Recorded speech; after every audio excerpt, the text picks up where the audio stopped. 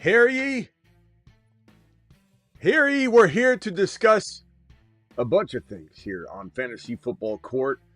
I'm going to need some phone callers in a few minutes. I'm going to debate whether some of these players that I have in the title of the video, Deebo, Jamo, rookies, Mahomes, a whole bunch of other players, are better than one another walking into 2025 or even Dynasty context. We'll hit it all. This is Fantasy Football Court. Multiple cases on the docket today. Suggest a case you might want, a face-off of sorts. In the comments, I might just choose what you're tossing out. The Fantasy Football Court begins now. It's time for Fantasy Football. Court!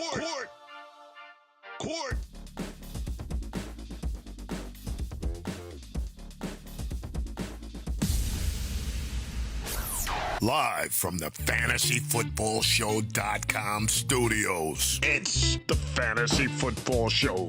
Live! Monday through Friday, 8 p.m. Eastern. Smitty is also live.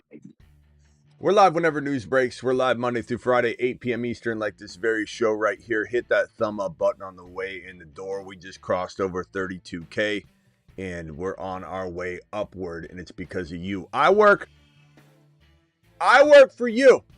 And on that note, we're going to kick things off with the two men on the screen in the thumbnail, and then we'll move on to other suggestions. But we're going to talk about Jamo Williams versus Deebo. And might I add, let's just see if the phone lines are working. Let me play Denny's old message and see if it comes through. No, you're right, Smitty. Birdie sucks. You're right. I saw it the other day. I watched the old shows. Purdy. Yeah, Purdy sucks. Yeah, so the phone lines are working. That's a voicemail by Denny. 50,000 subscribers incoming, says Matt. Matt, appreciate that enthusiasm. Tell a friend. You don't have to tell your guys in your league, but you're in an elevator. Guys got a Dolphins hat on. You say, hey, Smitty loves H-Chan. Go watch the Fantasy Football Show. You're at a bar picking up wings to go, and you see somebody in a Raiders jersey. You go Genty to the moon. Talk to Smitty. You can tell anybody. Okay, here we are, ladies and gentlemen. We are going with a topic of Deebo Samuel versus Jameson Williams. We're talking, well, we could talk redraft or dynasty. It doesn't, we'll definitely have conversations, I think, of both. We'll think dynasty mindset, but then talk about, we'll think redraft mindset, then talk about dynasty. In dynasty, clearly, Jamo's got more value than Deebo, so almost we don't need to go there. But there might be a situation where, like, you could get more. You've got Jamo, somebody offers you, some sort of pick upgrade or a quarterback upgrade. But for right now, we're going to go through this from a redraft mentality, a best ball mentality, a home league mentality. No sort of keeper value involved. These are the two men on screen. I need a phone caller right now that wants to be the defense for Williams and somebody that wants to be the prosecution for the Deebo side. So dial in, or there's two defenses here really in this court. We're unorthodox anyway. I'm the judge, jury. I'm the judge, jury, and execution of this case. I am a biased judge, just up front. There might be a predetermined outcome no matter what the counsels might have to say, but the phone lines are open. Dial in. Call into the show. Call into the show. Let me start off by saying this, though. If I'm going to corrupt this case at all, I'm going to say that Deebo Samuel walks into a 2025 season with a clear mindset. He's ready to play.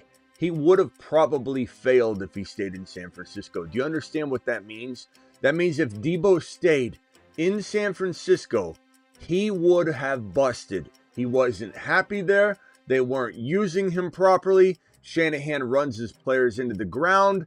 Even if he walked in healthy, he might not finish the year. He wasn't motivated. The fan base in him, there was a big divide with his holdout. It never got repaired. And he wasn't happy When you're not happy, you're not productive. When you're not productive, you're not worth owning. When you're not worth owning and you're not productive and you're not happy, you're prone to injury. You're sloppy. And so Deebo Samuel gets traded, his wish come true. Lewis, please mute yourself real quick. I'll be with you 1 second. Deebo gets his wish to come true. He gets traded over to the Washington Commanders. He gets to play with a quarterback that is 10 times better than Brock Purdy. And I can't wait for someone to call in and act like that's not a true statement. Maybe 20 times, maybe 100 times better than Brock Purdy. So JD5 gets to, throw missiles to this receiver that I think is not done yet in Deebo Samuel. He looks thin down. He's dropped some LBs. He's in tremendous shape. He looks absolutely happy. Happy wide receiver, happy life. And so I think that the sky's the limit. I think trying to compare him to last year or the last couple years in San Francisco isn't a smart look. It's not a good look. It's not a smart look. It's not a logical look because he wasn't happy. He wasn't really in the best of shape, to be honest with you. He's all of those things now. Happy, good shape, ready to go. They want to utilize him. Adam Peters, the new GM in Washington, knows all about Deebo Samuel. In fact, this man scouted almost all of the 49ers' amazing prospects because that's what he was in San Francisco before he entered this Washington Commander environment last year. Drafted JD5, did an excellent job, turned this team around like that, like your boy Smitty predicted and told everyone that they would. They would turn it around immediately. Offensive line's bad. No, it's not. Put JD5 behind that offensive line, and it's instantly better. Deebo Samuel, I believe, can have, even if he didn't have 1,000 yards receiving, which sometimes he doesn't do, he could have 200-300 rushing yards, 5 rushing touchdowns, 6-7 receiving touchdowns, 900 yards, 65 to 72, 75 receptions is certainly in the cards. One of the best yak yardage receivers to ever play the game. Not just the last 5 years, not just the last decade. This is arguably the number one yak yardage player, yards after catch player in the history of the league. And he comes with a whole bunch of accolades in that department. And yards per catch, he can lead the league in yards per catch. He can lead the league in yak yards. This is a guy that is a dangerous weapon that they're going to put and instill in this offense with JD5 and turn, I think, into a pot of gold for at least one more year. Do I think he's a wide receiver one? No, I'd never tell you to expect that, to plan for that, to even have high hopes for that. We hope that it happens like down deep, but you can't even walk in with an expectation of that. But this could be a very strong wide receiver 2 that you're buying at nearly wide receiver 3 value. So this is your high-end wide receiver 3. He could be a high-end wide receiver 2. If he ends up failing to the expectation that I'm setting out for him, he still earns you the draft capital you're investing to get him into that wide receiver 3 spot. Essentially, the argument being that Deebo Samuel at cost of entry, which is a lot lower than the cost of entry of Jamo Williams, it makes him a better pick in general.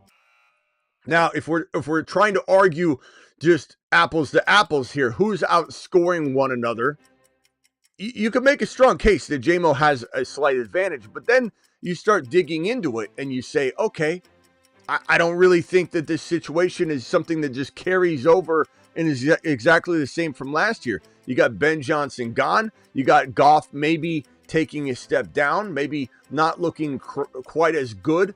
Maybe the Goff of old. If you remember back like 5-6 years ago, Goff was a quarterback we all made fun of.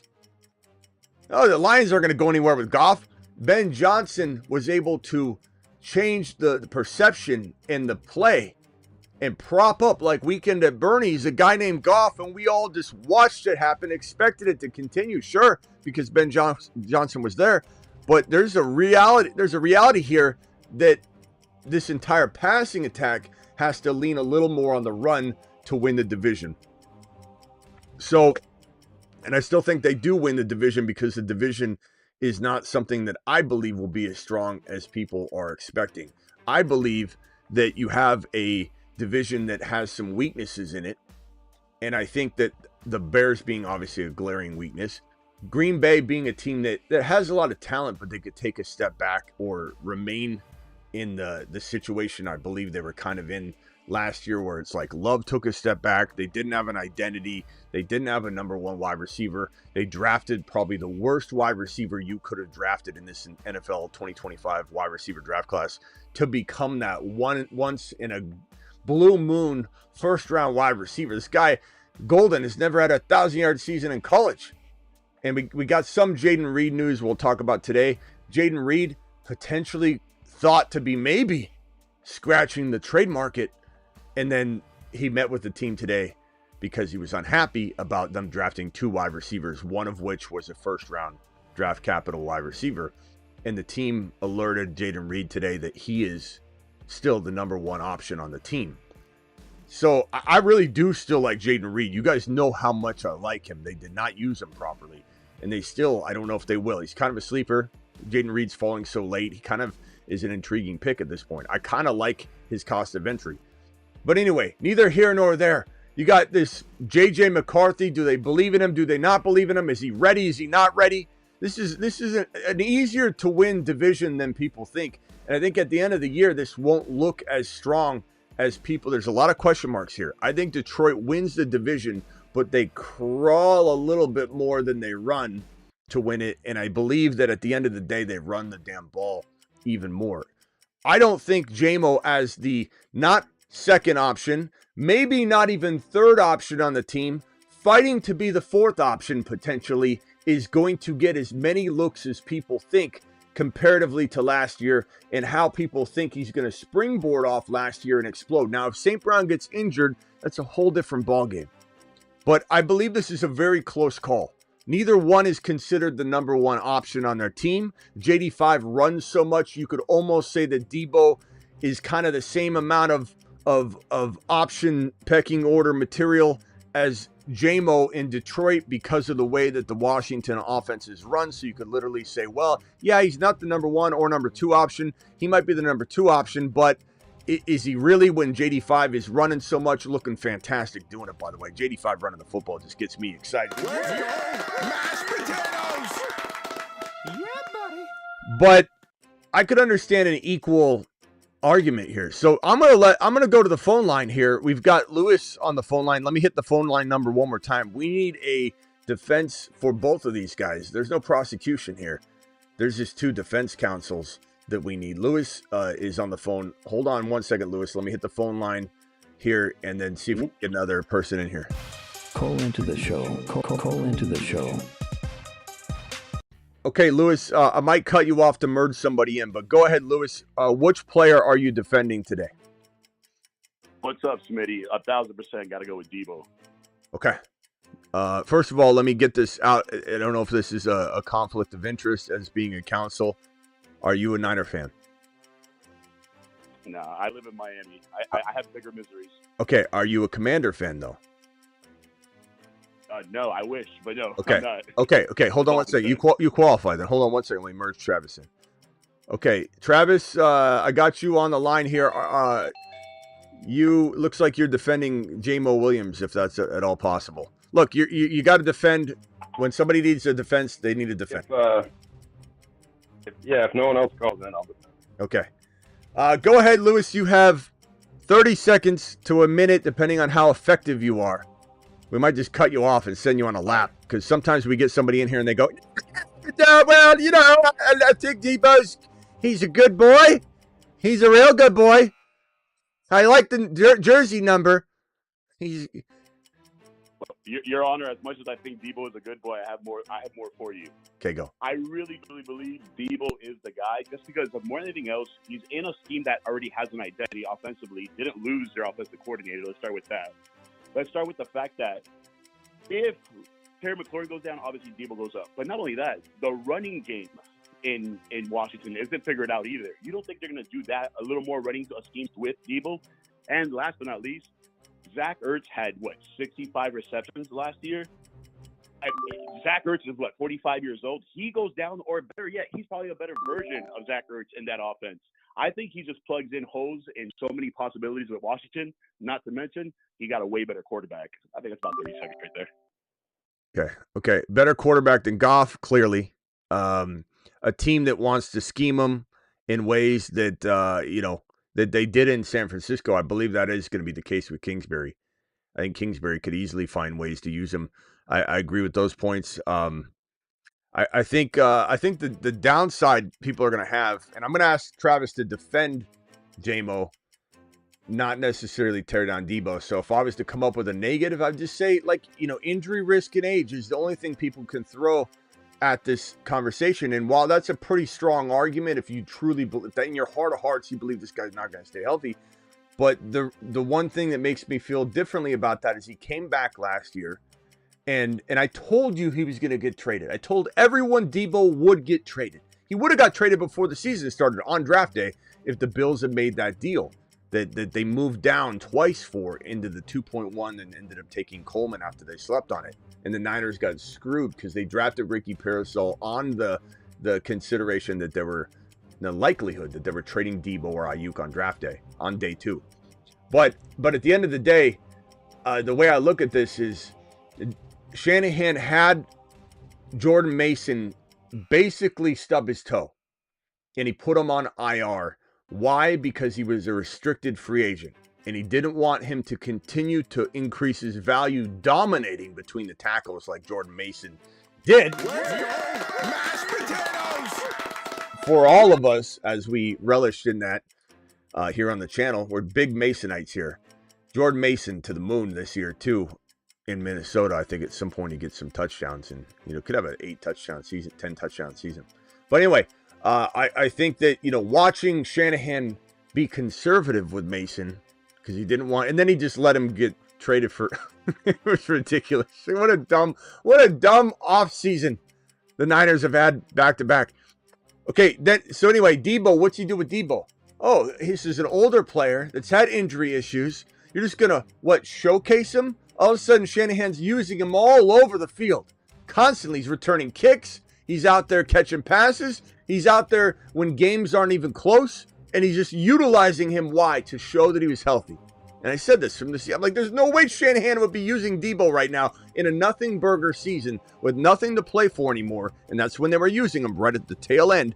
And it was a Deebo game. Everything was Deebo. He had a really good, strong finish. Therefore, proving he's healthy, proving he still has it. In the case of Cooper Kupp, what evidence do we have that Cooper Kupp's not washed? None. We're just hoping. We're just he was great and he appears to be healthy. We just hope that it works, right? Well, Deebo's not only healthy, he played great to end the year. We have evidence. What evidence do we have, in some other cases too? This is how you got to look at it. The red flag is there for Cooper Kupp. It's not really there for Deebo. It's only that he won't stay healthy. He is healthy. He played well at the end of the year. We saw it. So therefore, it's almost just about injury. Okay, go ahead, Travis. Give us your argument for Jameson Williams. Go. Yeah, so, like you were saying with Deebo, it's age and injury. Age is working in Jamo's favor. He's only 24. It's his 3rd year in the league. There's a reason he was the 12th overall pick. So the talent's there. He's really fast. He ran a 4.4 while recovering from an ACL during the combine. Since then, last year, which is true breakout year, it only took him 58 receptions to get over 1,000 yards. So he's a big play guy, but he can stack up the stats as well. And then on top of it, you could say, oh, well, he's the 3rd or 4th option in the offense, but when he's running routes, he's not going to be double covered a whole lot. And the guy with his speed and his talent, he's going to get open a ton because there's so many other weapons on the field. And on top of that, 3 years in the Ben Johnson system. So if he was paying attention, playing alongside guys like Amon-Ra and Laporta, he's got experience too. Yeah, I do worry, though, about having experience in a system that might no longer be there. I think they're going to. The word is they hired within this Morton character. He rose up. He's the OC now, and I don't know that this works out more often than it doesn't. You know what I'm saying? When you hire within, you try and rise somebody up to fit a set of shoes that were made for Ben Johnson. What ends up happening is tweaks to the offense end up, a slow start for a team that can't quite do it. They start trying to come into their own. And I believe they're going to run more than ever. And that's going to potentially take a week or two or a month. I don't know how long Campbell takes to react to it. And I could be wrong, and Goff could be like, look, I got this. And they literally can keep doing the same things. But I don't know. For me, I just feel like everybody's a little too high on a guy that is clearly the number 2 wide receiver. They draft Tesla, who everybody loves. And look, I think the kid looks good. He does look good. He's a very promising prospect. But I don't think Tesla can become consistent. So the drafting of him and redraft can be a little bit ridiculous. Although I do think he's an amazing cuff. And I'll say this every time I talk bad about drafting Tesla from a redraft perspective, I'll immediately tell you, if you own Jamo or St. Brown, he's an amazing, strange, very rare wide receiver cuff in larger leagues or best ball. But that aside, I don't know consistencies in the cards for him as a rookie, but I think he's a thorn in the side of Jamo a little bit. I also think that Laporta, who was not healthy for majority of the year, being back is going to consume target share. If Goff struggles, his safety blanket will be Laporta, not Jamo, because he's going to have to get rid of the ball quick enough that it's going to be a Laporta route, not a Jamo route that he's tossing the football. I just think there's a lot that could go wrong. And if anybody thinks that Deebo can't be the number 1 on the Washington Commander offense, I think you need a checkup from the head up, because while McLaurin, and don't tell me how good McLaurin is, we told you about McLaurin, okay? McLaurin was a guy on this channel that we talked up like crazy. So no one can come at this channel and start mouthing off about McLaurin. We know all about McLaurin. He is also a little bit older. Not saying Deebo isn't, but McLaurin's getting up there. McLaurin had an anomaly touchdown season, or was it? Was it just he needed a quarterback? He finally got one. There's the touchdowns. It's going to happen again. There's certainly arguments to be made that McLaurin's the number 1. But to slam the door shut on that this guy could be the number 1, I think is crazy talk. Not saying it's guaranteed. Not saying it's even in his advantage. Maybe 40% likely, 35%. But the percentage is still a large percentage. And just the spreading out, it could easily be a 1B type of situation. Whereas that is impossible for St. Brown to share the role with Jamo. If St. Brown gets hurt, then yes. But McLaurin could get hurt too and open the door for Deebo. At the end of the day, my verdict is this. I believe that in a redraft context, of course in Dynasty you're going with Jamo. But in a redraft setting, Deebo Samuel has a little bit more bang for the buck, especially when you consider the cost of entry. If we're not talking cost of entry, I agree that going either direction is almost an equal type of situation. But when you say who is a better value, it's Deebo, because he's going, in some cases, rounds later. It depends on where Jamo's getting slotted. Some formats he goes in round 4, round 5. He was going in the 3-4 turn for a long time during the offseason, and I'm sitting here screaming, don't take Jamo in the 3rd or 4th round. He's not even the second option on his team. So who outscores the other? Very close. I probably lean Deebo anyway, but when it comes to who's the better value, a couple rounds later Deebo or a couple rounds earlier Jamo, this court has determined that it is Deebo Samuel, and that the risks, although the risks are different, they're near equal in terms of impact, potential impact of players. So I'm going to go with Deebo Samuel.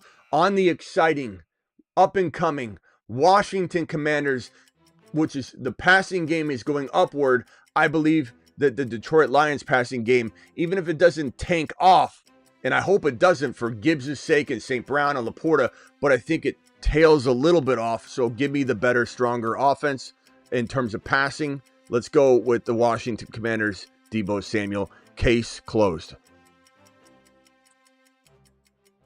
You've been Smitty approved, Deebo. You've just been Smitty approved.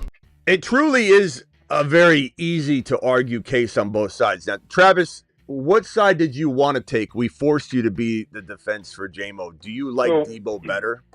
Truly? So you said it was in terms of redraft, right? Yeah, of course. Yeah, I would just the public defender for Jamo there because no one else wanted to. I would have taken Deebo.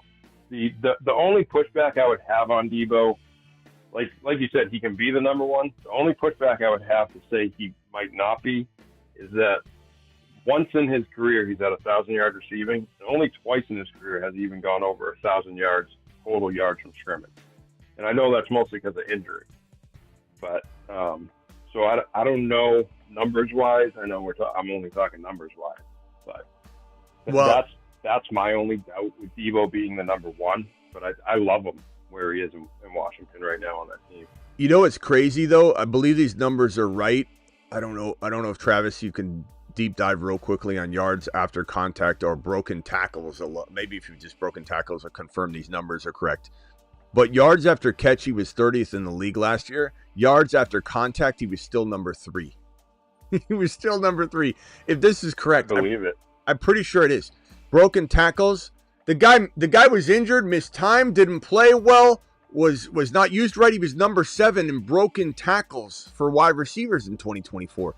And then even though you just said even though you said what you just said, you look at all these numbers, especially this 2021 season where he also led the league in average yards per catch with 18.2. He was 1 in yards after catch, 1 in yards after contact, 1 in broken tackles. He's been, and the fact that he gets those rushing yards to accommodate for not getting the 1,000-yard season, and he gets those touchdowns, and he's so good at running them in. And some of the receiving touchdowns are counted as running. Like, hard to really evaluate him as a receiver. This is kind of why I love Savion Williams so much in Green Bay, and it sounds like they love him too. We'll just see how they're so bad at developing a number 1 wide receiver. I think Savion could be better than Golden, if they wanted him to be. I think Jaden Reed could be better than all of them if they wanted him to be. If Jordan Love could laser lock on one of them, and I don't know that he has that capability. So unfortunately, we don't really know who the number 1's going to be in Green Bay. But anyway, Green Bay is another topic. My point is that this guy, to me, in Washington, might be used in ways that San Francisco didn't use him. And so we might see him be more vertical. I also believe, to what your point was, Lewis, is that they might try and scheme up as much as the Niners did during prime Deebo Samuel in terms of running the ball and just using him as a weapon, because you got JD5. The Niners didn't have JD5. So Deebo Samuel being this broken tackle, yards after catch, yards after contact monster in a defensive scheme that he's going up against time and time again that didn't have a mobile quarterback option like JD5. Imagine the space he's going to have. If this is a space navigator that can take a seam and take it longer than any wide receiver, further down the field than any wide receiver in the league, imagine what he'll do with an even more wide open space, because JD5 will guarantee him more seams to rumble through. I think, Smitty, one more point, if you don't mind. Yeah, and then Travis wanted to say something too. Go ahead. Sorry about that. So it's just, it was fun arguing with you, by the way, public defender. If you really think about it, it took Laporta to get, to disappear. It took Laporta to disappear for Jamo finally to flourish. Deebo flourished with McCaffrey, with Kittle, with Ayuk. Like, you know what I mean? Like, Deebo is Deebo no matter who's on the football field with him at his best. Obviously, I don't think we have that Deebo anymore, but we could have even a resemblance of that in Washington. We'll be fine. Jamo, we still haven't seen an offense where he just kind of takes over and that's his offense, regardless of who he's playing with. Does that make sense? Yeah, no, I mean, look, I think you make a good point that we didn't even really talk about yet is that, the amount of talented players that he had to contest with to get targets was crazy. And while JD5 is a different version of consuming opportunity, I get that argument's there. But I mean, he might see the difference of competition for targets might be so much more of a factor than we think. And so I agree with that take a lot. I really, really believe that it just comes down to health. And look, Jamo's been healthy, but I mean, did come off that ACL, and it took him longer than expected to, and he seems fine now. I'm not saying that that's something you can hold against him, but I'm just saying, like, it's hard to know. It's hard to know when a player is going to get injured. And Deebo, while he's older, and Deebo, while he's had some injuries, might be used differently. It's kind of an argument that Shanahan injured Deebo. Deebo didn't injure Deebo. Shanahan injures every running back he has. Look at last year. Christian McCaffrey, Jordan Mason, Garendo even got banged up. They had who was the fourth running back? What was his name that they had last year? I mean, they were using, like every other year, the years prior, the same thing happened. In 2021, when Deebo had his marvelous, record-breaking, unreal season in 2021, where he was the best receiver in the league across so many stats, including yards after catch. Deebo Samuel was the only starting running back they had.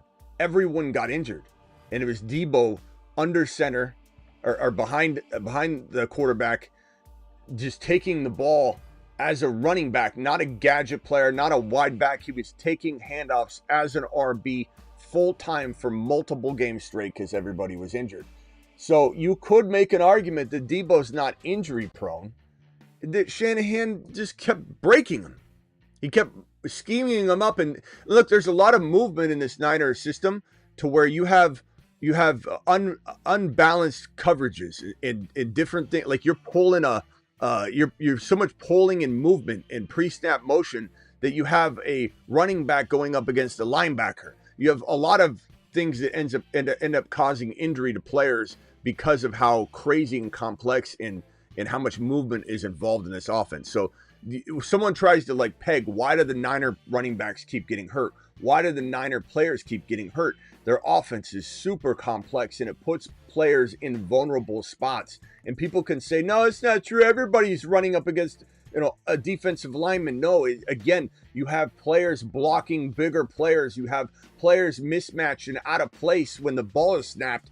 And it's just a crazy situation. It's madness. It's chaos. It's what makes the Niners offense so good. That's why so many teams now, if you don't have a lot of pre-snap motion, you're not even really balling anymore in the National Football League. It's the offenses that are moving around pre-snapped all over the place. Guys darting across from one side of the field to the next side of the field. Different holding going on, different placement of players on the field, and it causes a lot of mismatches, but it also leads to some injuries.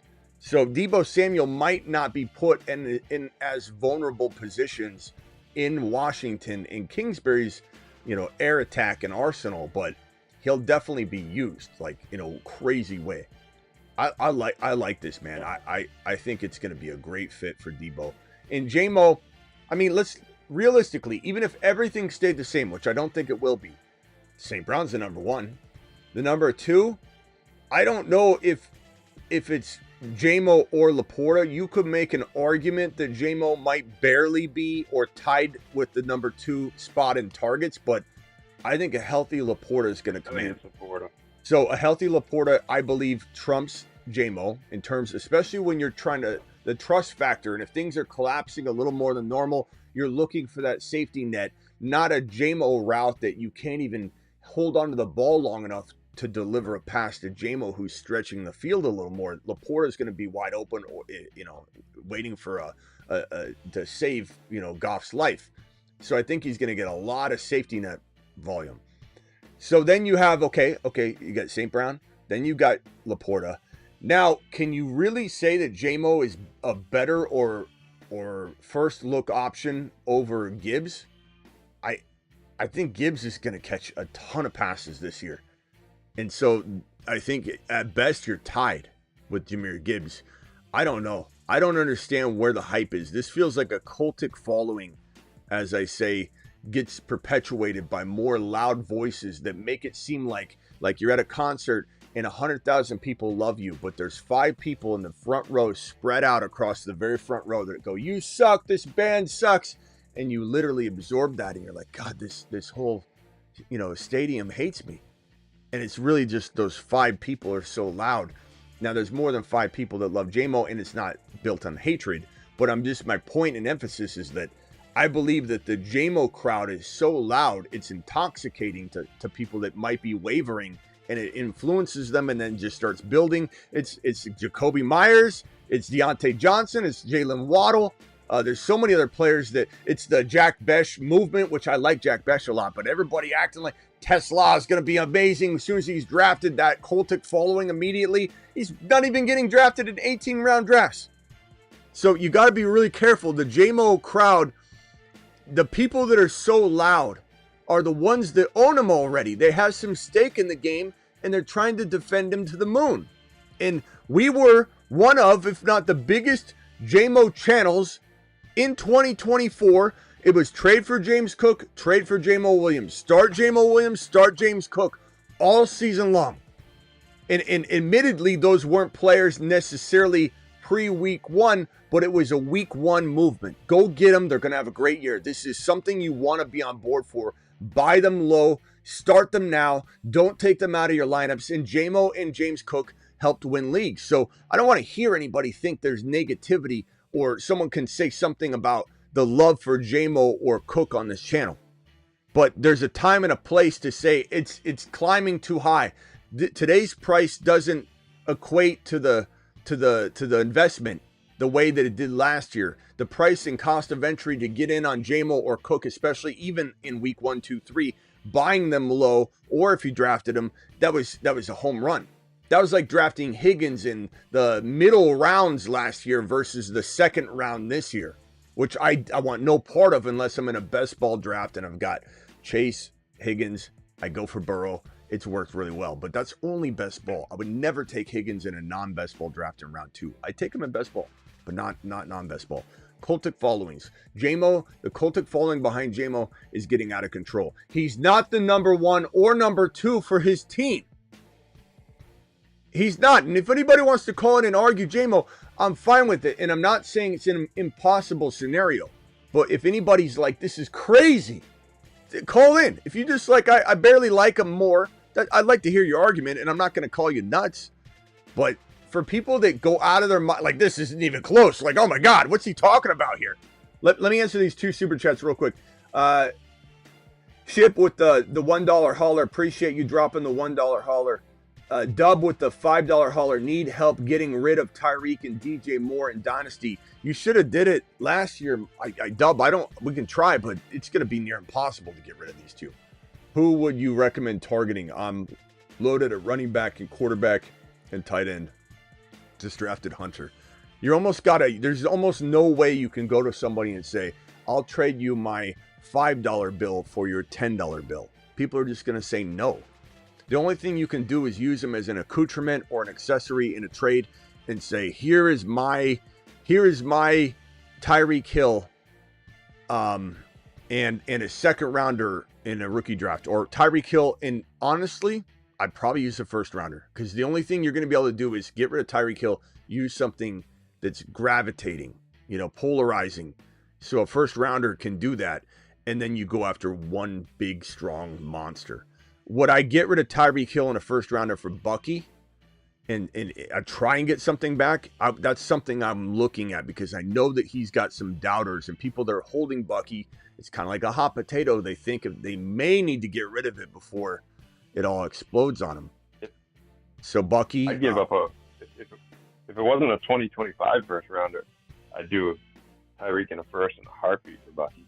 Yeah, but he doesn't need running backs and quarterbacks.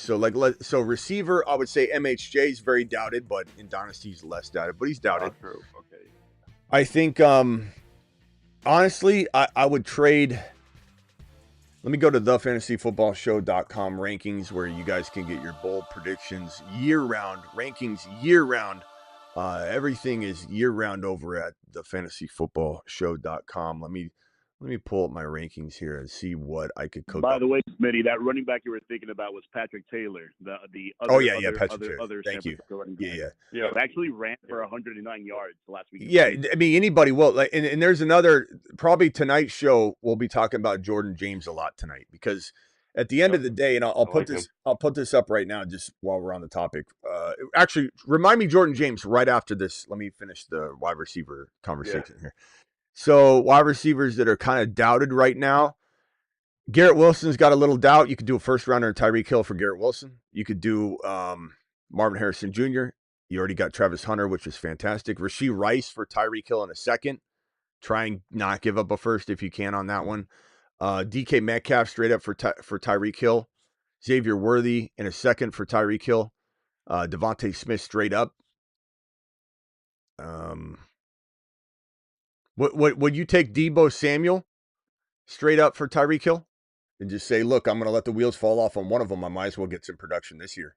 I think maybe I would. I tried those other ones. I'm now a Dolphins fan, so I don't know. I think he might have just enough juice left. If I'm a championship team, I think I still give me a couple of tangible reasons why you believe that. Go ahead. I can't wait to hear something other than he was so good. No. We're talking about Dynasty. I have a championship team, and hopefully Tyreek Hill is my number one receiver over Deebo Samuel. I just think Tyreek Hill is. There's a small percentage chance that he could still be the old Tyreek Hill. Why? But I asked you, give me two tangible reasons, and I said I can't wait for you to say, well, because he's so good back in the day. Oh no, you got a speed. I hope I have other receivers, but the speed is there. Hopefully Tua's healthy. They have a better backup quarterback scenario. I'm gonna roll the dice with the ability of Tyreek Hill. Those are the best. At least you're giving me arguments. Those are the best arguments one can come up with. Speed's there, like Travis said, like you also said. Bobby Slowick is also another one I'd toss out if you need ammunition to somebody. If you're trading him, anybody's trading him. It's like Bobby Slowick's there. Look what he did with Stroud, and the Texans sold him out as a scapegoat. So you got Bobby Slowick. You got a better backup quarterback situation. Obviously, that's good. Tua staying healthy with all that going on. Offensive line, improved hopefully, and I think getting Achane back in his role will also stretch out the field a little bit. So, yeah, I mean those are good arguments. I'm still not sold on it, but if the price is right. Would I even buy Tyreek Hill? Like, I'm in a Dynasty league right now where I'm struggling a wide receiver. Would I give up like a couple second rounders even? Not even one, like a couple to get Tyreek Hill in hopes that I have a wide receiver out of this? Yeah, I would. So there's a world where I'd draft him, but or trade for him or draft him. But yeah, there's definitely some concerns, and I don't own a lot of shares of him. And this real quick, who is more fraudulent? Deebo concerns me too. It's not like Deebo doesn't have his own concerns. So I honestly, if I had Deebo and you give me Tyreek, I don't do it. If I had Tyreek and you give me Deebo, I don't do it. You know what I mean? Like I'll stick to my gun. You're worried, William, when it comes to whatever offers come in. Okay, who is more fraudulent, Jamo or Chase Brown? I wouldn't call any of them fraudulent, KB. That's a bad way to describe them. I think, and I know that's kind of a trendy term right now. People are cooking around. It's a fraud. That's what the kids are saying. Who's more fraudulent? They're not fraudulent. They're both solid. Jamo's more not likely fraudulent. to disappoint. Yeah, that's what the kids are saying. Yeah, but it's like Chase Brown. There is some risk level of a player like Chase Brown rising up, kind of from even though we predicted it here on the channel. Let him cook. But he was very out of nowhere for a lot of people. So I get the concern about Chase Brown maybe just falling back off, and it was maybe he was never built to do this long term. Otherwise, why wouldn't he have already got the job? Why do you have to fight for it? Well, I just mean I disagree with it too. I'm just saying I understand the argument of Chase Brown feels like fool's gold to some people. It's like the hot potato thing, but that's the same reason he's a good go-get, because people are going to have that tendency to want to break up with Chase Brown before he breaks up with them. Same thing with Bucky. Bucky and Chase Brown hold the same unknown concern ownership potential. Like where you've got these scared Scotties that are going to say Chase Brown could fail. He didn't feel like a lock to everybody. Why was he kind of out of nowhere? That's what a lot of people are going to say. If you don't watch this channel, why is Chase Brown come out of, I got to get rid of him. Bucky Irving, he's still kind of in a committee, and I got to break up with Bucky before Bucky breaks up with me. These are two very, very, very, very good players to go get. Now, Travis, I don't mean he didn't have good track record in college. I'm saying people, of course not me. But people. No, I wasn't saying you. Yeah. I was saying if someone was going to use that, I would point to college and say, no, I don't think you're looking at the college. But what he carried a big workload in college. Yeah, but what people are going to say is kind of like when Arian Foster rose up. It's like, after his big breakout years. Like, he went undrafted. Like, why would he? This scares me. Like, why didn't other teams know about this? It's just a 1-year wonder. So it's a natural occurrence to have like a big majority of people doubt Chase Brown. This is why Achane and Kyron were doubted, and we just kept brushing people off. People couldn't let go of the fact that Achane surprised so many people. And what it is it's called double down Donnie syndrome. Okay, double down Donnie syndrome is the triple D. Triple D syndrome is when you literally keep doubling down because you weren't on the train from the beginning. Okay, you say to yourself, well, if I admit that Achane's amazing, Smitty, walking into 2024 because of all the double down Donnie syndromes out there, then that means I'm admitting that I don't know ball in the context of Achane. I missed the boat. I didn't see it coming. I said he was going to be bad, and now I look like a total moron. So I'm just going to double down in hopes that he gets injured, and then I can be right all along. That's double down Donnie syndrome. And it's crazy to do because, like, I'll say flat out, I was late to the Bucky thing. Even after he popped off, I was still a little unsure if he would sustain it for the rest of the season, and he did. I'm a believer in him now. BBQ. Like, it's way better to adjust and adapt, like you say, than just be stubborn and miss out on it. BBQ. And it's just silly not to go with the starting running back in a high-octane offense. Okay, Point blank. Well, Okay. I mean, both of them are in Bucky and Chase Brown are in high-octane offense. Yeah, exactly. Yeah. BBQ dropping 20 gifted memberships. BBQ, appreciate you, my man. I mean, BBQ stock has been on the rise for a while. You guys know that. But going to Saturn. Hope you like the cold and no actual ground to put your feet on. But we're sending you to Saturn, BBQ. Appreciate you. Why did I even get on the topic of Chase Brown being doubted and Bucky being doubted? Well, right here.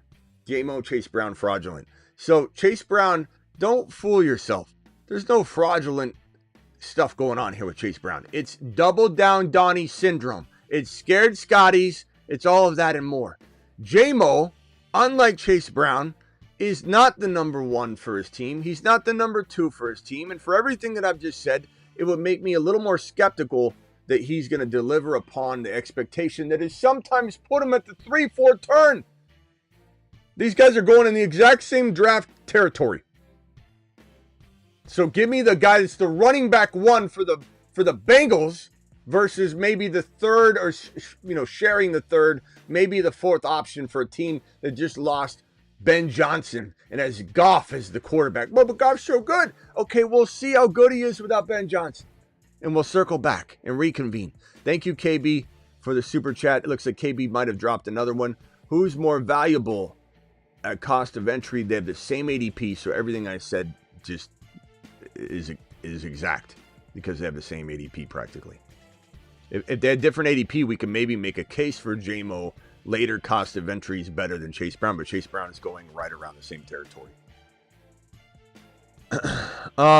Blico says Smitty low on Jamo confirmed. How about Smitty's real and just honest on Jamo, and that I believe I'm valuing him right, and everybody that's making me cut. I hate this. I hate that you guys are making me cut down a player to size that I love, that I've promoted, that I helped people win leagues with Jamo last year. But it's the talking and chirping about how high you got to take this kid. You guys are making me talk bad about a player that I love. So am I low on Jamo, Blico? Absolutely not. Are you way too high and you're putting me in a bad position by loving him at the 3rd to 4th round turn? It's ridiculous. Okay, I needed to go to Jordan James. We need to have a conversation about this situation here. It is really going to become exactly like last year in San Francisco. The Mason Garendo cuff, it's going to need to be Jordan James and Garendo. So we're going to have to add Jordan James. We had Mason added here. Let me see if I can find the Mason. Where's Mason? I put it on the screen. Where is it? I think there it is. It's right behind it. So this is going to have to be Jordan James. And at some point, And in fact, you know what? Let's do it now. I might do it might be tonight, actually. Let's do it tonight. Jordan James and Garendo are going to hit the midseason monster list together as a duo tonight on the show. So we'll go live and draft. But I'll at least put this here now. So it's going to be Jordan James and Garendo. It's going to be one of those uncomfortable trios that you're going to need to get. And if you say to me, Smitty, you can't possibly be telling people to draft 3 players from one running back room. I love when people tell me that. I love when people open their mouth about something like that and they don't realize how I look at these kinds of things. Then don't draft Christian McCaffrey. If you can't cuff all 3 of these guys together, you have no business drafting Christian McCaffrey. But I play in a league with 5 bench spots. Then draft another player. You draft in a big league with big rosters, draft all 3, you'll be fine. You'll be fine. It actually isn't that crazy. But guess what? If one of my followers is in your draft, you ain't getting Garendo. Because we're going to snatch him up, and we're going to snatch up Jordan James. We're going to put them together like the Infinity Stones, and we're going to tear it up while you have injured Christian McCaffrey at some point during the season. So midseason monster duo without McCaffrey even being involved, Garendo James. It's going to be on the list tonight. Make sure you watch. All right. Anything else, Lewis? Appreciate you calling in, my boy. Nah, brother, man. Appreciate you. Awesome as always. Appreciate you. Call back if you got another one.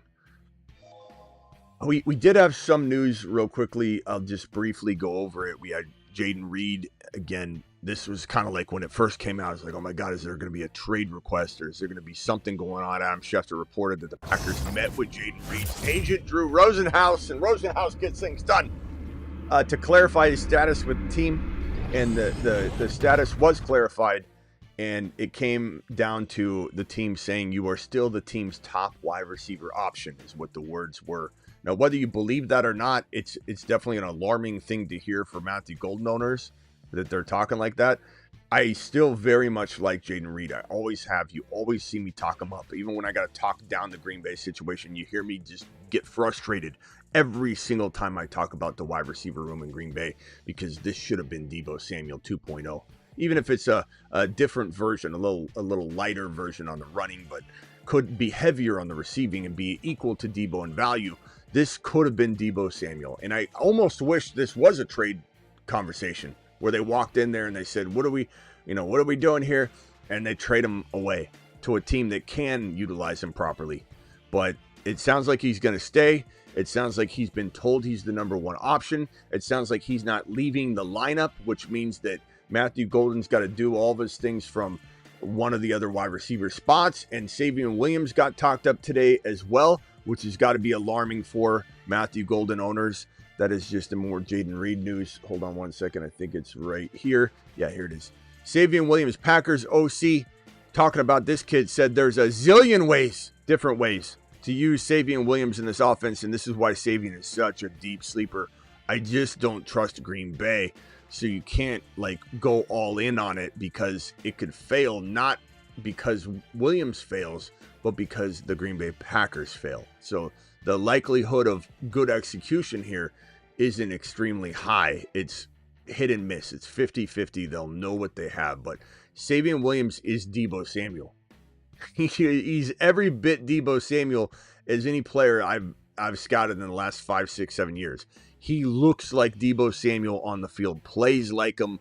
He's a Taysom Hill meets Deebo meets. He's just a Swiss Army knife of sorts. Didn't have 1,000 yards either. So you got 2 receivers in Golden and Savion that aren't high production guys that have 1,000-yard seasons in college. Golden never had a 1,000-yard season, but he was a receiver. This is a running back / wide receiver.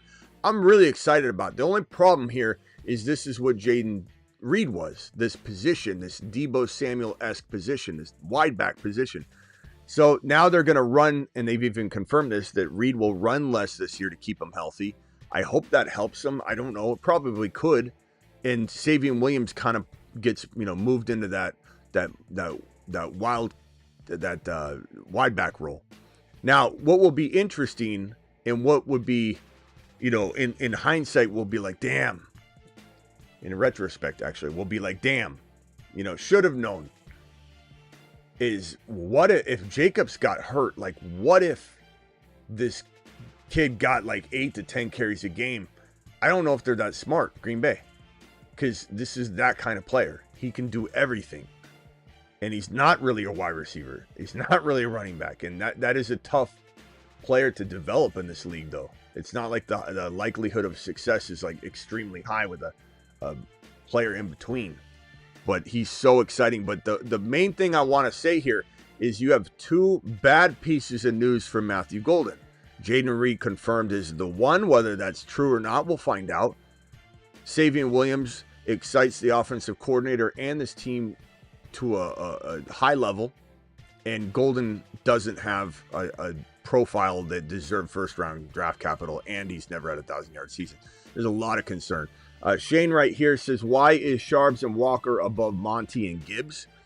Because it's a cuff board. It's not about Gibbs. It has nothing to really do with Gibbs. The cuff board is about what is the most important handcuff. And while Monty's an important handcuff, Charbonnet is probably a higher producing running back with this year, because the odds of Walker getting hurt are probably higher than they are Gibbs. Anybody can get injured. And the amount of production you get out of Charbonnet once he's in the offense is undeniable. And I can even pull up the Walker Sharp page and just show you that if you took these 5 games that Charbonnet played, divide them by 5, then multiply them by 17 and extrapolate, this is running back, I believe it was 2 or 3 overall. Charbonnet would have scored 360 points. So just understand that the cuff board, otherwise wouldn't you put Bijan at number 1 if it had anything to do with Bijan? It's more about the cuff. It's the cuff player. And this will be moved around a little bit because there are players that I believe probably deserve to be on this rank higher than some of these other players. So we'll see. I'm not sure how much I love the Allen cuff more than I like, let's say, Benson. Benson feels like he's probably more electric and in a better position this year than Allen. But we'll see. We'll see. Bigsby I love a lot. We got to put Tootin on here. So let's put Tootin on the screen now. We'll come back and resort this, but it's now going to be Tootin. Whoops. I just deleted Bigsby. And this becomes more complicated. Now this becomes in mid-season monster. They're already on the mid-season monster list. But Tootin and Bigsby are both a cuff now. It's kind of hard to know which one, and you almost just want to avoid the ETN portion and just go with Tootin and Bigsby. Similar to the McCaffrey thing. I'm going Jordan James and Garendo, and I'm avoiding McCaffrey.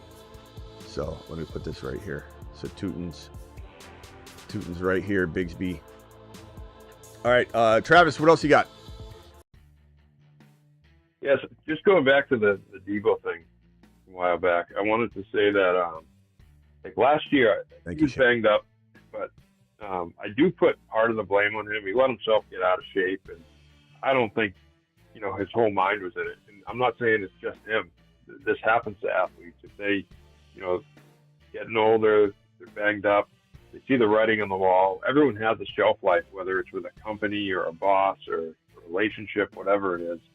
I think that relationship had kind of run its course as well. And he kind of saw the writing on the wall. This thing's falling apart. Sorry, not insurance, but it is, unless they rebuild it. And almost kind of, didn't shut it down completely, but turned the dial back. Like, wrote the season off a little bit. And I don't really blame him all that much. And because of that, I think, like you said, with a renewed motivation, going to a new team, I actually think we could see that, Deebo and JD5 together be kind of like Lamar getting Derrick Henry. They both elevate each other's, play, and because they complement each other so well. So yeah. We saw when Henry came in, Lamar took it another step up, and Henry was able to do what he does so much easier because of what Lamar does. So yeah, I think we could see a lot of that this year.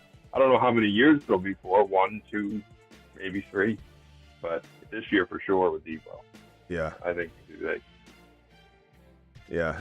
This question right here, thank you for the super chat. Let's see here. Let me just make sure. I'm going to try and timestamp this. Hold on. Okay, so Love and Fields. This is a great question. Maximum Love or Fields 1 for 1 in Dynasty PPR Superflex. I know Fields is on his last. Like, Love is not going to be given up on very quickly by the Green Bay Packers if he failed. I'm not saying he's going to fail, but if he failed another year, it'd be like T-Law. Like, T-Law is still getting another chance. Like, you're invested. But Fields could be definitely a player that if he failed this year, he could maybe never start again. But I'm willing to take the chance on Fields. I believe in Fields. I think Fields is better than Love. I think Fields runs the ball so well that that's another dynamic that could make him a top 10 quarterback, whereas Love could be 11, 12, 13. In fact, Fields can play like a top 5 to 10 quarterback. You know, it could be 7, it could be 8. He could finish the year as the quarterback 7 or 8. I mean, just by running. I'm going to go ahead and take Fields. I believe in Fields. He had a really good year last year, even despite not having the keys to the lineup. I would rather have Fields. Do I think you could get a little more? Probably. So I'd try. But if push came to shove, I'd rather have Fields. And not everybody will agree with that, but I don't care. I mean, it's a very debatable thing. I think if someone said Love, I wouldn't go crazy on their take and be like, you out of your mind? I'd be like, okay, but I like Fields more. But when people are like, you like Fields over Love, it's a ridiculous argument to me. You know, the one stance is crazier than the other. Dynasty 10-team QB, Nix, Murray, A-Rich, Bijan, Brees, RJ Harvey, London, Jamar Chase. Let's put Chase and Neighbors ahead of London and give him some respect he deserves. BBQ with another $50 hauler. Chase, Neighbors, London. What is this, a grandma league? Brees, Bijan, RJ Harvey, Nix, and Murray, McBride, Pitts. Should I trade London and Murray for JD5 and Deebo?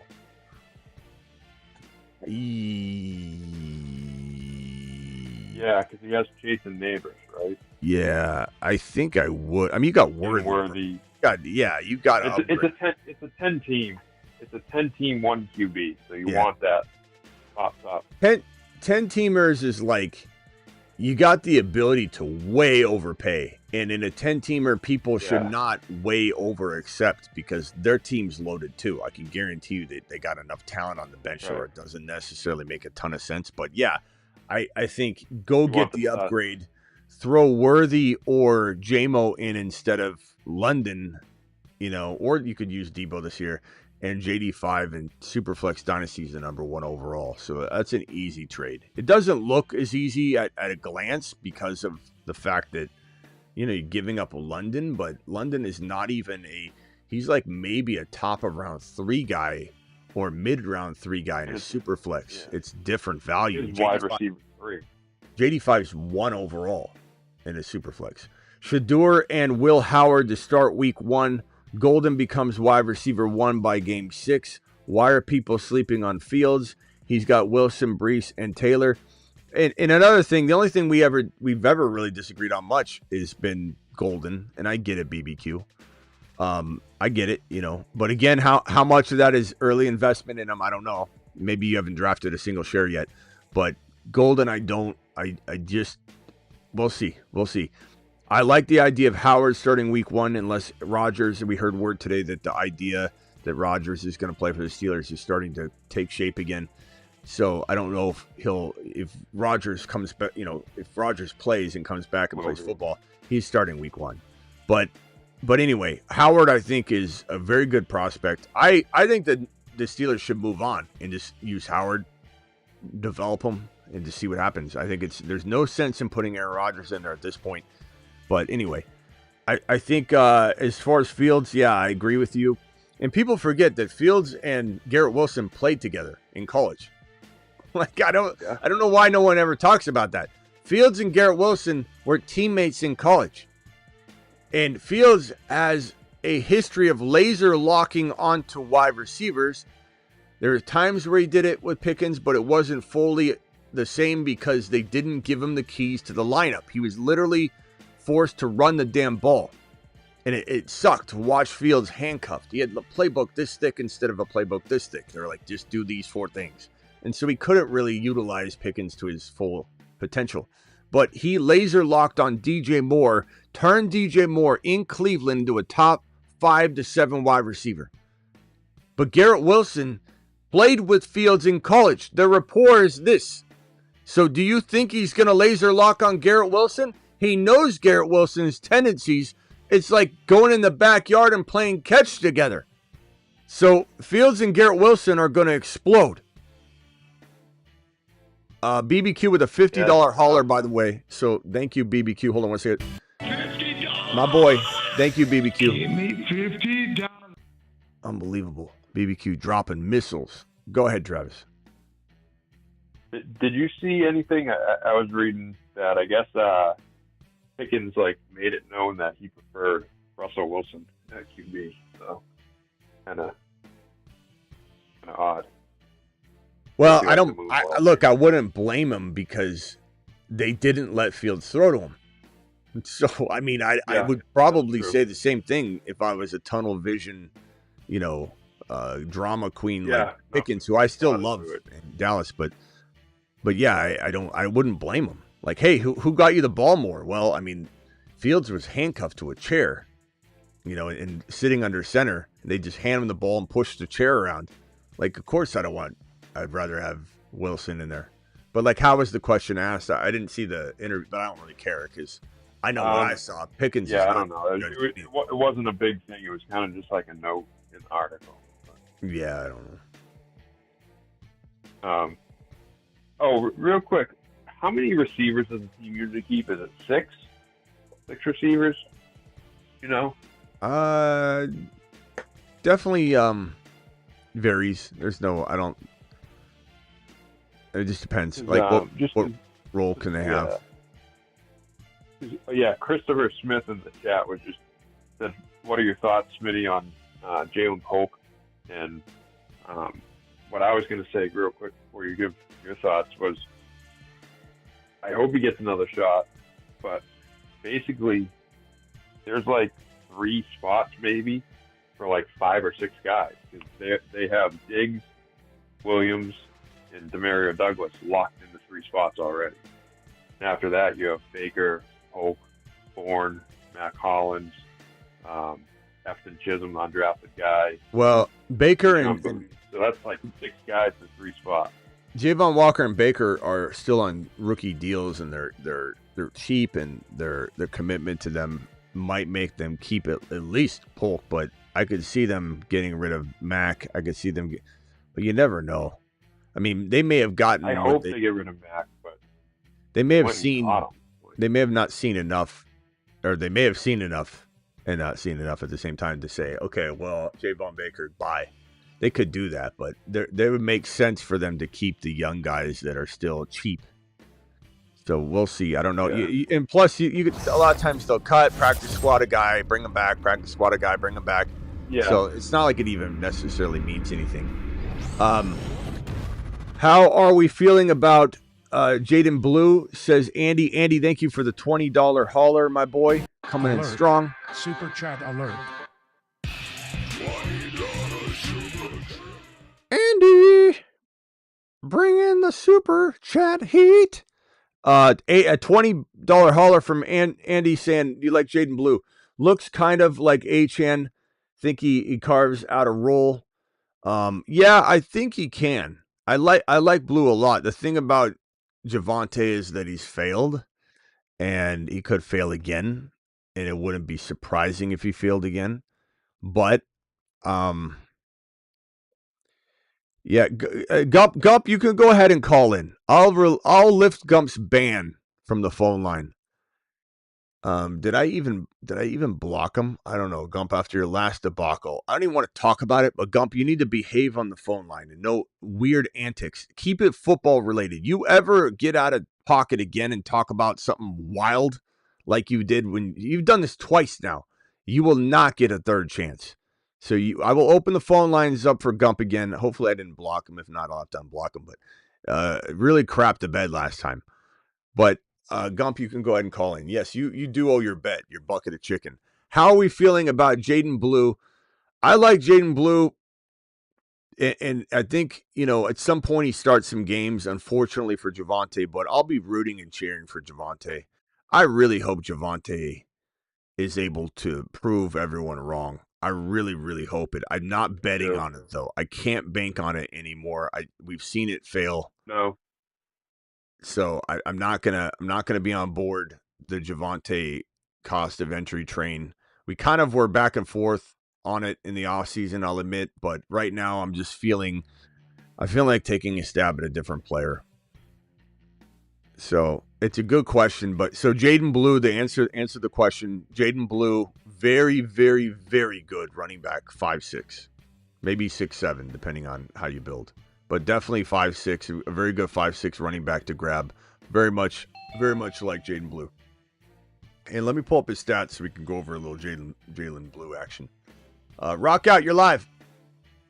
Rock out. Okay. Did I say Jalen? Jaden Blue. When it comes to Javonte, with him not getting the right reps and not having his sea legs for 2 years, do you think it'd be too hard for him to regain that? I mean, that's the concern.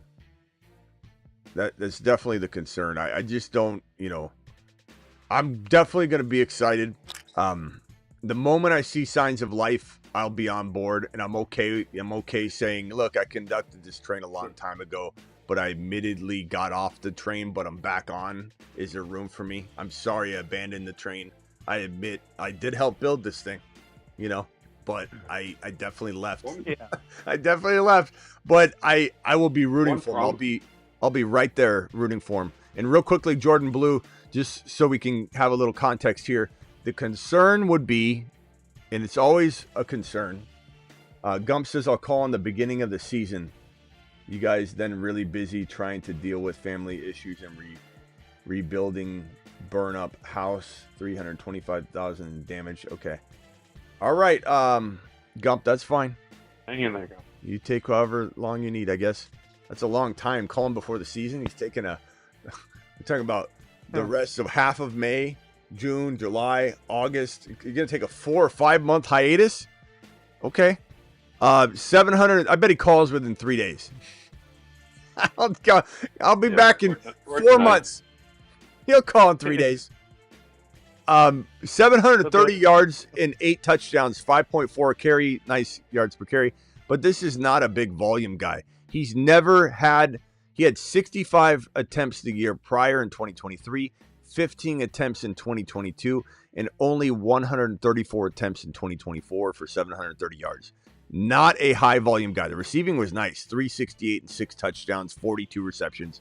So the only argument you can make is this is a guy that you put the stats together. He's a 1,000-yard player, and he had 14 total touchdowns last year. 1,000 total yards, 40-plus receptions, 14 touchdowns. That is a good line overall, but is he a workhorse? Are you worried about him breaking when he has no pedigree or track record? It's my example of, you're building houses, you have calluses, you have shoulder strength. You can't just go out and build a house.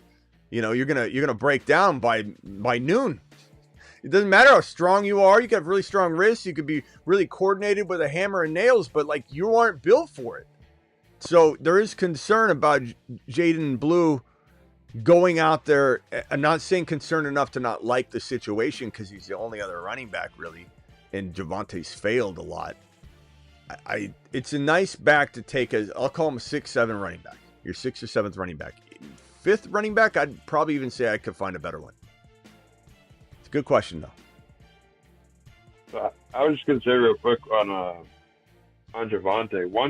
One promising thing last year was that he's still very effective in the passing game. He had 52 catches for 346 yards.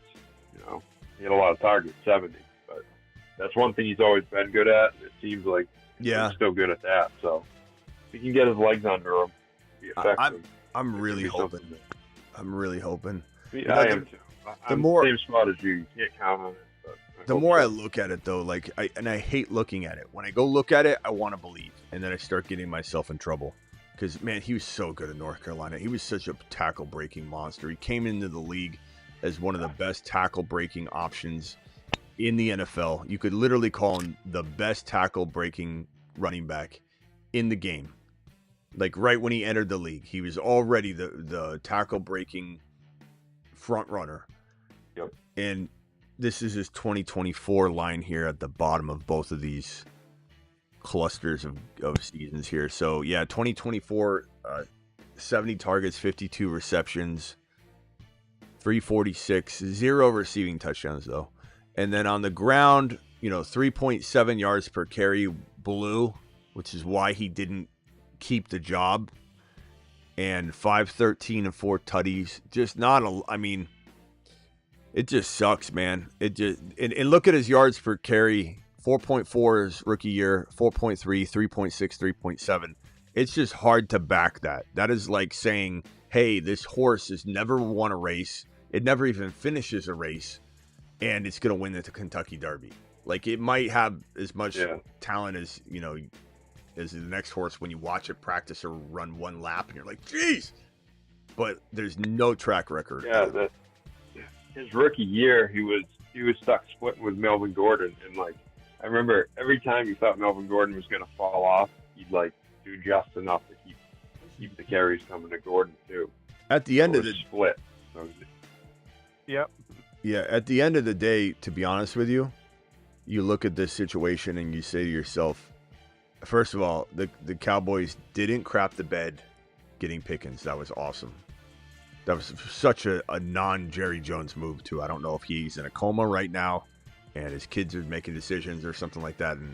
But it sucks that they didn't go get a RB. It sucks they didn't draft a Scatterboo. It sucks they didn't draft even a player like, let me go to my thefantasyfootballshow.com rankings, which are year round. And I've got the rookies, the super rookie rankings. I've got all the rankings that you need to dominate your league.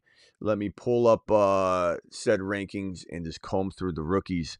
I mean, even a running back like a rookie that I think they should have drafted, you could have went and got a freaking, I mean, first of all, Dylan Sampson would have been amazing. Brashard Smith, even though he's a receiver converted, he's still fantastic. Jarquez Hunter, you could have drafted him. Trevor Etienne would have been more interesting than Blue, in my opinion. Ollie Gordon would have been really intriguing. Jordan James, the Niners took Jordan James. You could have taken Jordan James. Jordan James would have been great there. Tootin obviously would have loved that. But even if they didn't go early, they could have grabbed somebody. It's ridiculous. What are they doing? How do you not draft a single running back prospect? But Jaden Blue, I like Blue, but there's no profile really. He's gonna have to really do something he's never done before, which is possible. But it's not something you want to put all your eggs in one basket on. It's just something we're going to have to recognize. Blue, the film off a guy who was like cut straight out of like 1984 football, like giant short yardage, like just bowling ball guy, but he doesn't do anything in the basket. We have a rookie dog list, Genty Scatterboo guys that are football players, not shorts and shirts. I mean, the whole running back class is a group of dogs, man. It is such a dog group. I'd say they all are. That's probably why we can't make a list, because if I make a list like that, I'm just going to go, Scatterboo's on the dog. Genty's on the... Harvey and Hendy are on the dog... They're all on the dog list. And then all of a sudden, it's like, how about the rookie list? I mean, these rookies are fantastic. Heck of dog. It's going to replenish the running back player pool. $10 holler from Shane again. You doing fantasy football for so long? How did you see your knowledge and experience develop? What year did you realize you knew what you were talking about? It's a great question. I don't think anybody's asked me that way before. So I got into the industry in 2002 ish, and there was no trade calculator. So when I couldn't find a trade calculator anywhere, I created it. So I invented there might have been people that had there were like a Dominator download product that you'd have to put your whole entire league's roster in, and then it'd suggest things and things. But no one had an instant base trade calculator, especially customer facing, where you could literally click on a name on a drop down list, click on another name, not enter anything, and it literally tell you. And when I first invented it, it'd say like, you were a moron to do this trade, and all these crazy answers. And I've developed it, tweaked it, honed it, whatever. During that year, I went on CBS, NBC Sports Radio, NBC Sports Radio, and I started to do a show. And then at that point, 2002, 2003 is when I started going on regular. So I went on the show on a regular basis and went on it for 19 straight years. The show lasted 23 straight years, the longest running fantasy football radio show in the world at the time. I don't know if somebody's passed it now, but the pandemic took it out. So, but anyway, so I did that for that long of time. And honestly, like from the jump, I was always good at fantasy football. I played it for, 8 years, maybe up to that point, maybe 8-9 years. I'd played it already. And I was always the sleeper guy, the breakout guy. In basketball, I was better than anything I did. Allen Iverson, I heat sealed my own jersey. I bought a Georgetown jersey from a blank one from a local shop. I heat sealed his number on it. I was always into basketball. Steve Nash wrote an article in a paper about Steve Nash being the best point guard to ever play the game before he was ever drafted. And that ended up not being true, but it was pretty damn, accurate assessment of how good he became. So I was better at fantasy basketball than even football. But from the jump, man, right when I started creating the site is when I wanted to take that stuff and do something with it. Now, to answer your question, I have missed a lot of big calls over the years, but I land more than I miss. And it's not like me throwing mud at the wall. I have gotten better and honed in on my skills like anybody. You work in the workplace and you learn a craft, you get better and better and better and better. And part of what I try and teach people is how to correct their mistakes. Far too many people go into fantasy football year in and year out. And if they're a bad drafter, they don't try and fix it. If they're a bad trader, they don't try and fix it. If they're a bad, in-season manager with waiver wire decisions and lineup decisions, they don't try and fix it. They just say, yeah, I'm a good drafter. Yeah, I don't really handle the in-season that well. Or I make bad trades.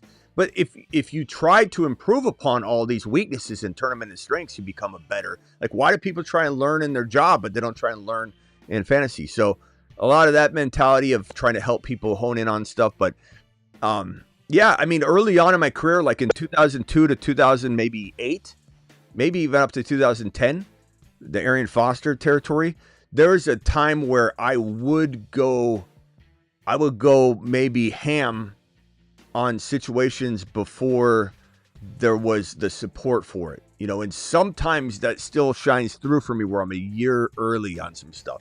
But I'm not scared of it anymore. Like I'm not scared of missing. I'm not scared of being bold. We had a guy in the freaking comments of the last video. If you guys go back into the comments, you can read it. let me see if I can screenshot it. It's a wild comment. It's such a weird comment. On so many levels. It's so many levels. This guy just absolutely, it's so like out of pocket. Let me find it. It says, it's about Harvey. Smitty, this is dangerous. Let me put this on screen. Saying my Harvey take is dangerous. Let me see if I can. Let me blur out his name. Let's see here. This is so funny. Okay. Damn it.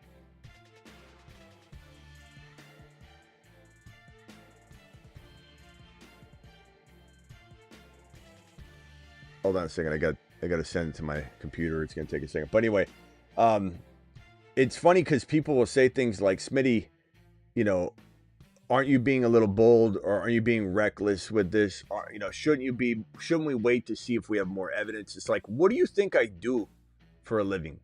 Like, do you think that I just sit here and wait for players to prove it before I go all in? Is that what I'm supposed to do? Am I supposed to? So I'll read this comment and you guys can laugh at it. I accidentally have some text written over it, so you have to bear with me. Okay, here it is right here. I screwed it up, but here it is. Screenshot. All right, here it is. Listen, should I read it in the megaphone? I'll read it in the megaphone. It says this. Yeah. I hope he's watching. Smitty, this is dangerous info to be giving people that spend a lot of money on their fantasy leagues and best ball drafts. You're just guessing to get ahead of the curve and say, I told you so, but your viewers pay if he's not a 3-down workhorse running back 1. And then Snoopy here, I love his comment, Petrified Peter here. And then I said, what is this, Mom? Is this my mom? And then the Spartan says, take a lap. It's hilarious that somebody, like, literally, like, that's what I do. Everything I say is to predict something. I'm trying to get ahead of the curve. And when I say that, not only am I not speculating as much as he alludes to, Sean Payton said he's a 3-down back. So he's like, you're guessing. Well, we're all guessing on a lot of things, and I am predicting and educated guessing through everything I do. What did he expect me to do in terms of Harvey? Like what? Just go, oh, well, I won't say anything bold until we see it. And then when it's too late, I'll tell you to go all in. Like, it's just the amount of comments, the amount of Mickey Mouse comments that I see throughout my day would astound you. But real quick. Funny thing is, go ahead. Yeah, I was just gonna say the funny thing is he acts like he's worried about the whole community and this and that. It's like, no, rephrase it as, I'm afraid to spend a bunch of money because if you're wrong, I'm going to lose all my money. Yeah, and unfortunately, you got to take responsibility for your own decision. Yeah, he doesn't care about other people. But also, in speaking to Harvey, it's like this is part of like what I did have to hone in when you asked me the question, how did I know what I knew I was talking about? How did I know that I could do what I do? Is like, I would see a bunch of these, right? I'd have like 15 Harveys in front of me in my mind. I'd be watching. But the early Smitty, the 2002 Smitty, the 2003 Smitty, I was as on point with identifying. But I'd have, like, instead of 10 of them, or now I have, like just an example, I'll see 3 or 4 or 5. And then the other ones, I'll see the red flags more and be like, I see the talent, but that might not work because of this and because of... So it's really honing in on your gut instinct, because your gut instinct is going to be right a lot of the time, but sometimes you don't trust whether you're reading whether this is one of those situations or not. Like when I say Milrose got that something special and that is going to be, I think, going to knock people's socks off. Similar how I felt about Knicks, same way I felt about Penix Jr., same way I felt about H.M. Bucky. In my earlier days, it would have been harder to sift through about 5 of those players and see which one's the Bucky. And then I'd be right at the end of the year, but I'd also have, had 3 or 4 of them wrapped around that had upside but then failed. Example would be like Jaden Blue. I'd be more in on that type of thing as a younger guy.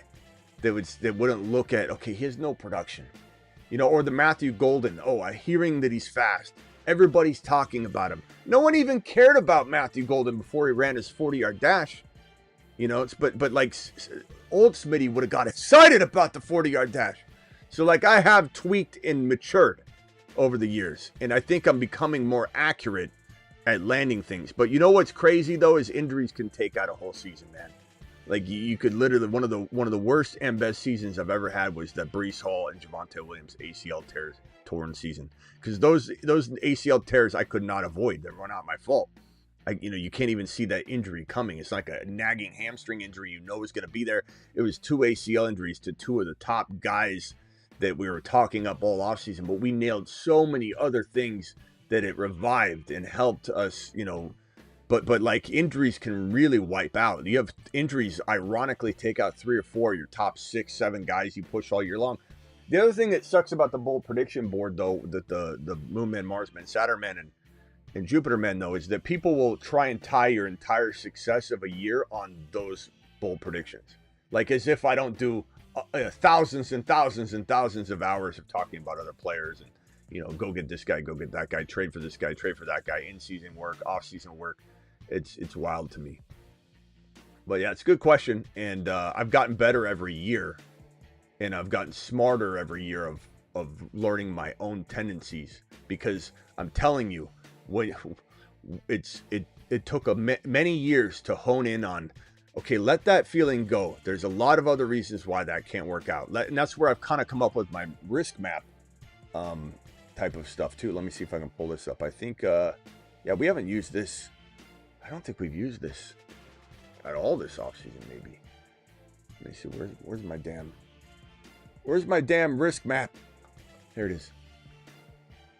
The risk map determines a player's upside and lack of risk. A score of 10 is the most possible. 5 is mediocre upside, while a score of 1 is no upside at all. On the lack of risk scale, 10 means near no risk. 1 would mean the most risk possible. The point where the x-axis meets the y-axis is the value. Above 8 on both sides is in the unicorn zone, where a player is considered elite. So if we take a look at the risk map and we say, like, where's a guy like Harvey plot on the risk map, his upside is easily above 8. Easily above 8.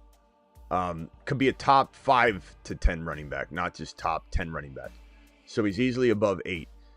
His lack of risk, 0 meaning the most risk humanly possible. We don't even talk about players that are sub 5 on the scale. Like anybody below 5 in both of these is not even worth practically owning. So starting at 5, it's, you know, his risk in Dynasty is a little greater because of his age of 24, but his risk in redraft, I mean, he's essentially a unicorn, on the border of a unicorn, borderline of a unicorn, because he's above 8 in upside, no doubt about it. And he's got very little risk walking into a situation where his head coach was gushing about him. So this is a in the 4 corners of this map, inside the bottom left corner of the unicorn box. You know, and you look at a player like Gibbs, for example. Gibbs has almost no risk. He would be a 9 on the lack of risk scale. He would be a 10 on the upside scale, because he could be number 1 at his position. He could be number 1 overall. So he is at least in this top almost corner of the unicorn box. There's going to be rare people that are 10 because you got to factor in some risk. His offense is changing a little bit. Like there's enough risk to even say like 9.4 and 10. He's got a 10 upside and a 9.4 lack of risk. So, you know, it's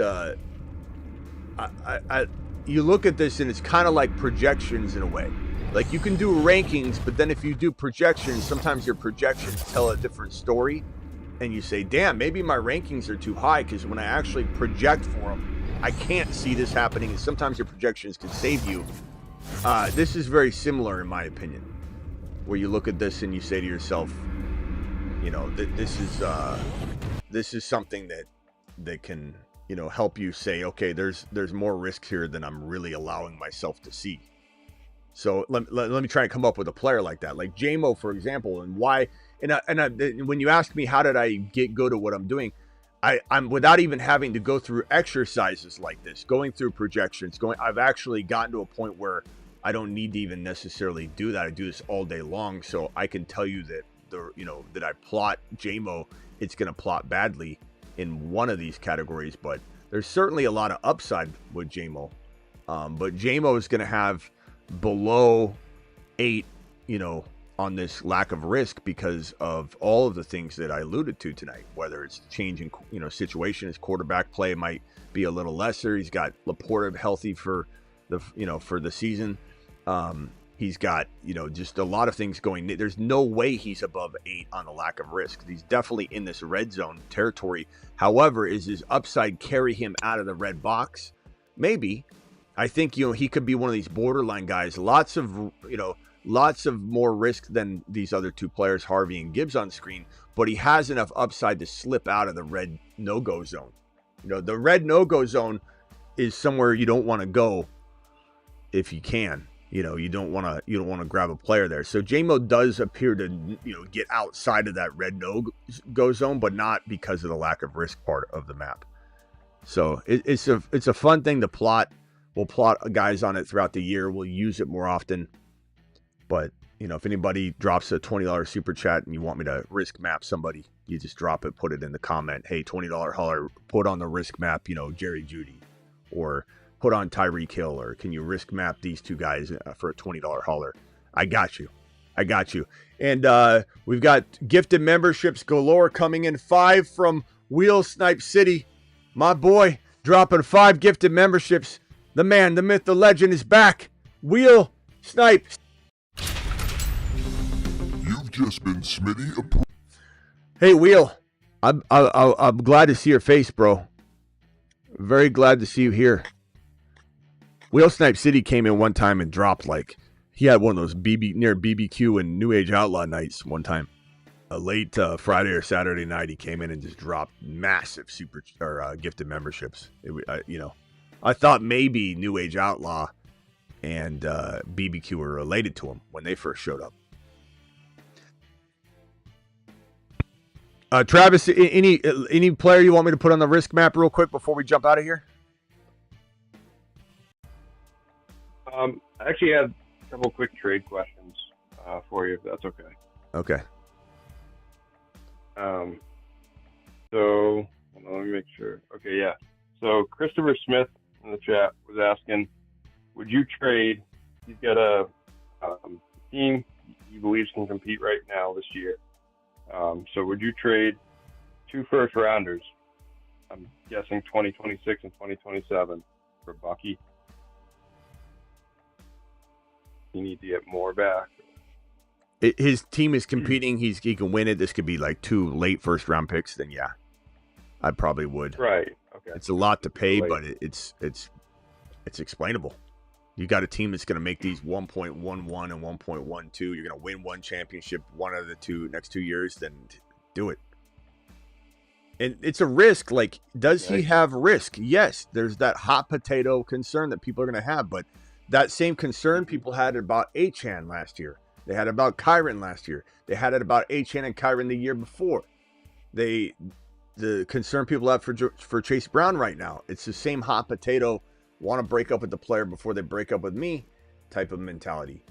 And I would certainly give up 2 probably late first rounders for Bucky. The idea that these first rounders are worth more than the 2.1 is funny to me. If I can get rid of them for talent like that, I'd do it. Okay, cool. I agree. And then the last one was Brandon Wood in the chat. He's in a 1 QB. It's not Superflex. He would be trading Josh Allen, and in return, he would get Mahomes, the 1.03 this year, a 2026 first, next year, and Tank Dell. I think they swapped thirds too, but that's okay. So Allen for Mahomes, the 1.3 and another first rounder. Yeah, that's a smash, right? Yeah. I mean, I like Allen more, but I think there is a world where Mahomes can be a top 5 quarterback this year. I obviously believe that. I know a lot of people don't, but I do.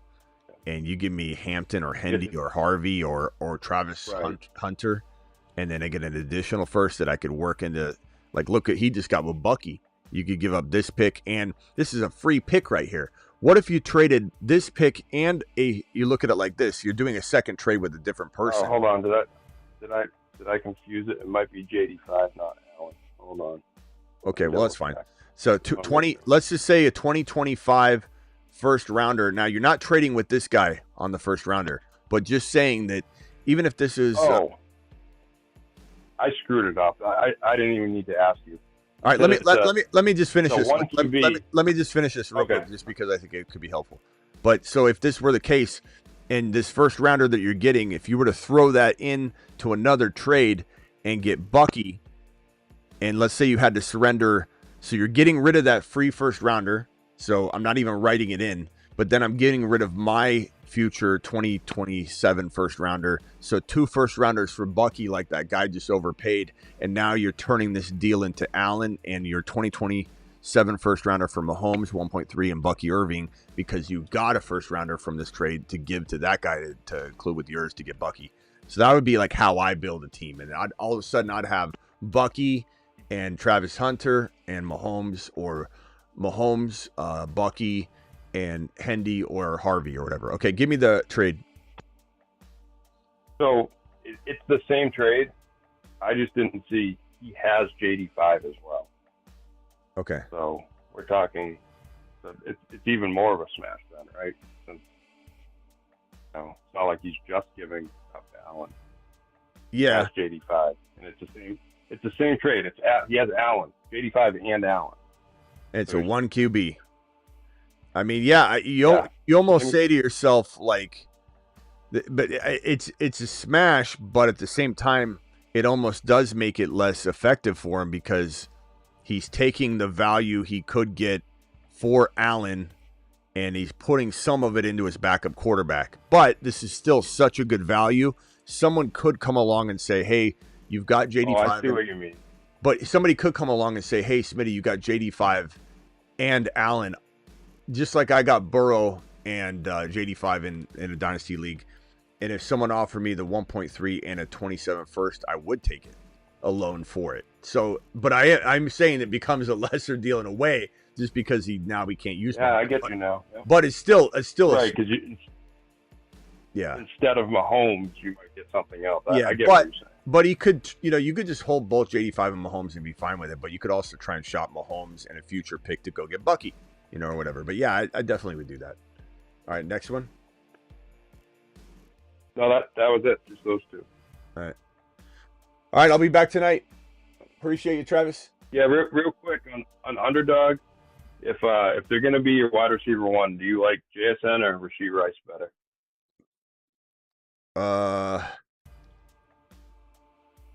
I probably rotate it.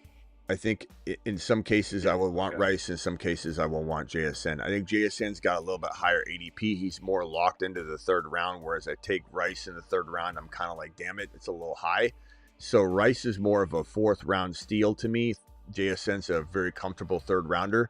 So at the end of the day, JSN is worth more and more likely to be my third round pick. But if I could punt wide receiver here and get Rice and DK as my top two wide receivers and go robust running back, then all of a sudden in round one, I'm taking, Gibbs. And round two, I'm taking Bucky. And round three, I'm taking Josh Allen. And then my top two wide receivers are in 4 and 5, DK Metcalf and Rice. Or maybe in 5 I get Laporta, and I'm still getting risky, but then I get Deebo in round 6. This right here is risky way to go wide receiver late and to go robust RB, but I believe Deebo and Rice are good enough to do that. So, but to answer your question, to answer your question, JSN is going usually around earlier, so it's a complicated answer, and it's not something I could just cost of entry Rice. Cost of entry Rice.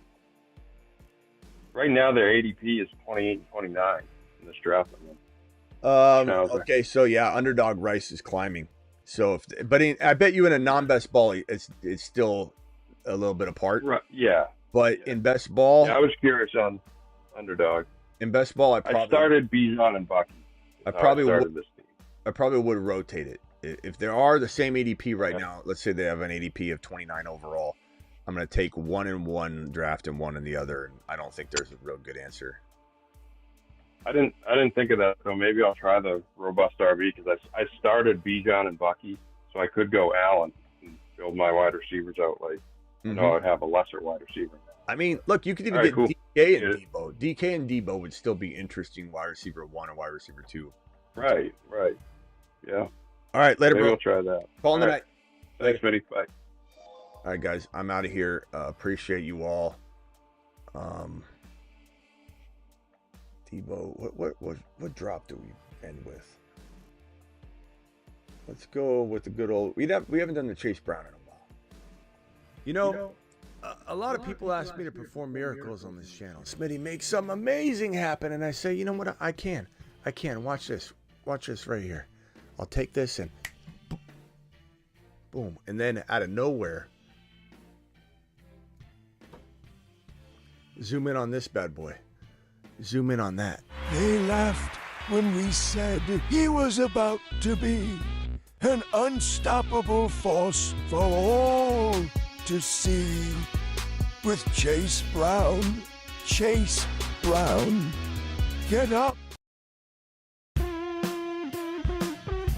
He's a 5.